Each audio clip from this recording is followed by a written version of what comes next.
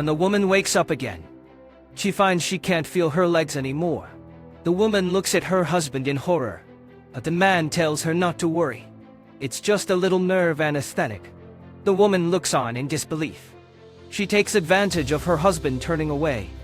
Xiao Mei supports herself with her hands and slowly lowers her body. She desperately tries to escape the room, but unexpectedly, the door had already been locked by the man. She sits on the ground in despair.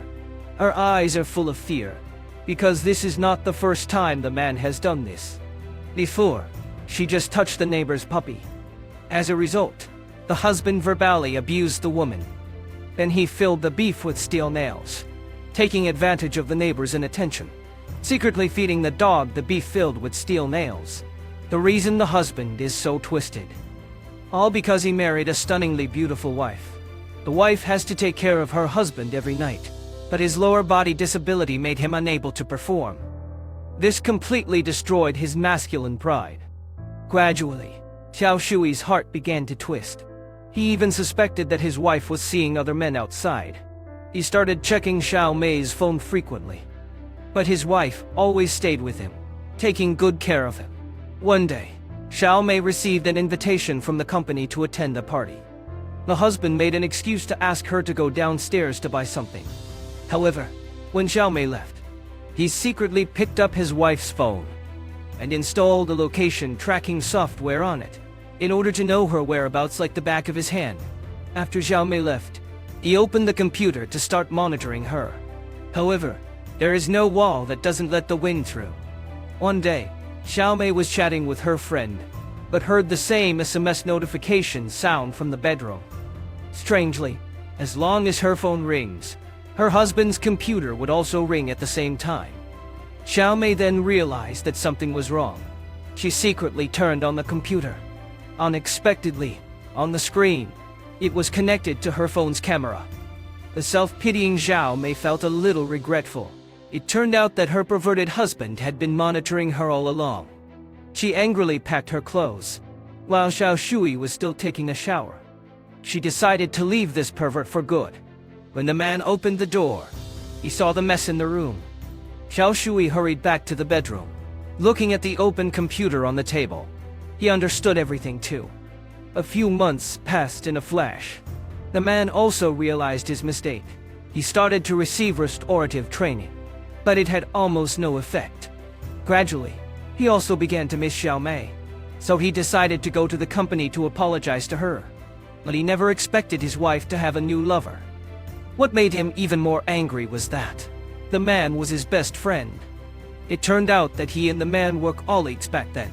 It was because the man was distracted while driving that time that led to a serious car accident. Xiao Shui became like this because of it. After that, the man often went to his house to visit him, but he didn't expect him to get together with his wife. Xiao Shui secretly followed them. Watching the two of them being so affectionate, an evil idea arose. He went back to find the key, used his connections to get nerve anesthetic drugs, then guarded the entrance of Xiao Mei's house, waiting for her to go to work. Xiao Shui secretly followed, staged to make it look like a chance encounter. But at this moment, the woman doesn't want to pay attention to him. Just as she was about to turn and leave, Xiao Shui proactively proposed a divorce to her, hoping to take all of his personal belongings. The two of them returned to the apartment like this. As a result, just as Xiao Mei was packing her things, the man took out a tranquilizer. "What are you doing?" When she woke up again, her hands and feet were dyed. Xiao Mei kept twisting her body. She couldn't believe that Xiao Shui would become like this. In order to prevent the neighbors from hearing, he turned the music up to the maximum. Then he took out her phone from her bag, sent a breakup text to his lover, using his wife's stone, then threw it into the river with a flourish.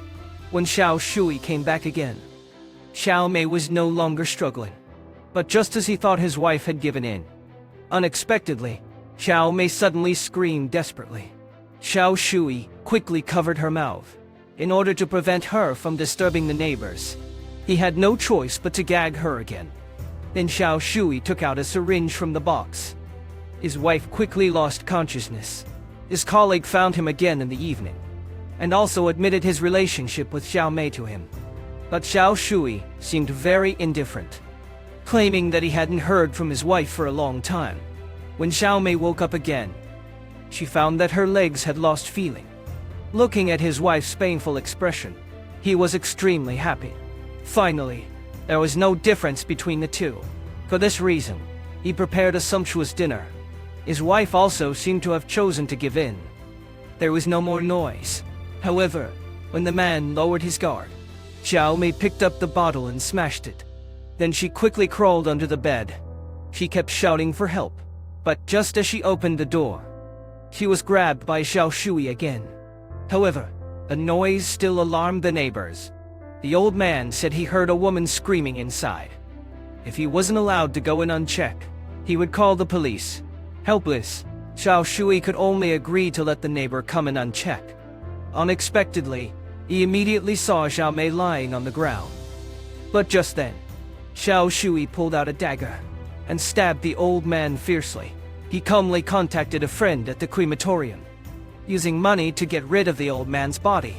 However, just when he thought everything was going as he planned, suddenly the police came looking for him, because the lover couldn't contact Xiao Mei.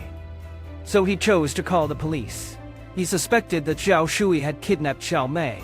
However, when the police saw Xiao Shui, who was paralyzed from the waist down, they thought they had the wrong suspect. But this also made Xiao Shui feel uneasy. He found the keys in Xiao Mei's bag, as the colleague just got home. Suddenly, Xiao Shui appeared behind him. A needle was jabbed into the man's butt. Although the man tried to struggle, the drug quickly took effect. He fell to the ground and didn't respond. Then he put on rubber gloves, and then pried open the man's mouth, pouring an unknown liquid into it, creating the illusion that he committed suicide.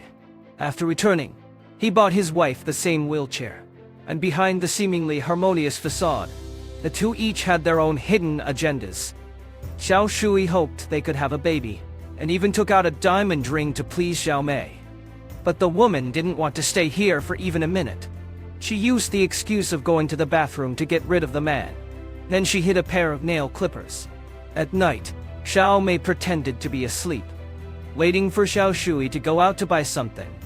She used the nail clippers to cut the ropes on her hands. Xiao Mei struggled to get the screwdriver from the side, then crawled towards the door.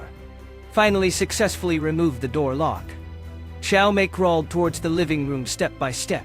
She wanted to hold on to the table to stand up, but before she could take a step, she fell to the ground again. But the woman didn't give up. She opened the door. She got up and fell again.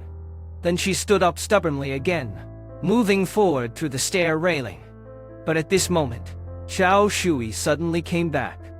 In panic, the woman accidentally fell straight down the stairs. She desperately crawled downwards. Seeing this, Xiao Shui also rushed down the stairs. Infuriated, he chased after Xiao Mei. He grabbed the woman's ankle, wanting to drag her back into the room. However, during the constant pulling and dragging, Xiao Shui accidentally slipped through the gap.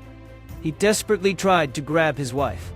The angry Xiao Mei immediately grabbed a screwdriver and stabbed it hard into the man's back. Watching Xiao Shui fall, Xiao Mei was not afraid at all, and was eventually rescued. At the end of the story, Xiao Shui miraculously survived. But his current situation is much worse than before. Became a paraplegic. However, the nightmare has just begun. Xiao Mei applied to become his guardian, waiting for him.